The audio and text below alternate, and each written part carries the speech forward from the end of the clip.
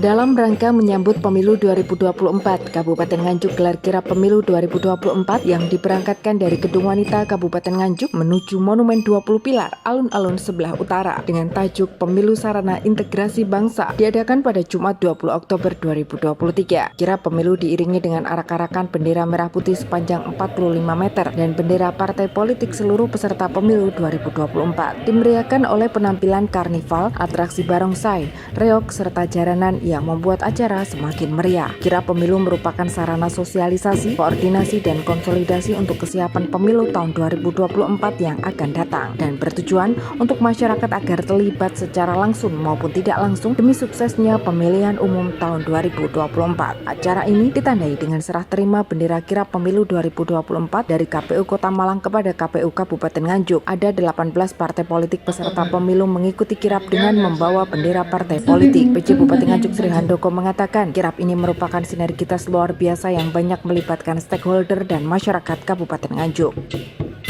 Hari ini adalah kirap pemilu 2024, ini merupakan sinergi yang luar biasa. Kita bisa melihat bagaimana semangat masyarakat kita, semoga di 2024 pesta demokrasi kita berjalan dengan semangat yang antusias yang seperti kita lihat hari ini untuk pemilu yang lebih berkualitas. Itu ya. Mungkin ada pesan Pak untuk 2024 nanti Pak? 2024 adalah pesta demokrasi serentak pertama yang dilaksanakan di Indonesia ini. Menurut kami cara seperti hari ini adalah cara strategi sinergi antar stakeholder yang menurut kami perlu untuk terus kita terapkan, termasuk pelibatan masyarakat banyak agar besok pemilu 2024 semuanya berbondong-bondong ke TPS dengan sukacita. Sejalan dengan itu, pemilu juga merupakan jaminan peralihan kekuasaan. Pada tahun 2014, formasi di Nganjuk untuk pemilu hanya 73,69% dan di tahun 2019 sudah melampaui target nasional, yakni 80 hingga 89%. Sementara itu, Ketua KPU Kabupaten Nganjuk Pujiono mengatakan, pemilihan setiap orang boleh berbeda, akan tetapi harus tetap sesuai dengan aturan pemilu yang ada, dan kirap inilah sarana untuk mensosialisasikan hal tersebut.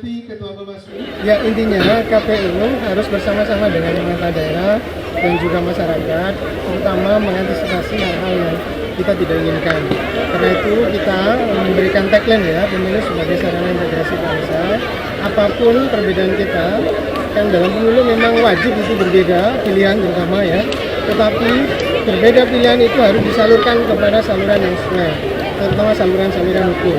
Sehingga apabila ada hal-hal yang mengalami keberatan, kekeliruan dan seterusnya, gunakan sarana hukum. Sehingga di masyarakat itu terjamin kerukunannya, kebersamaannya, kesatuannya dan seterusnya.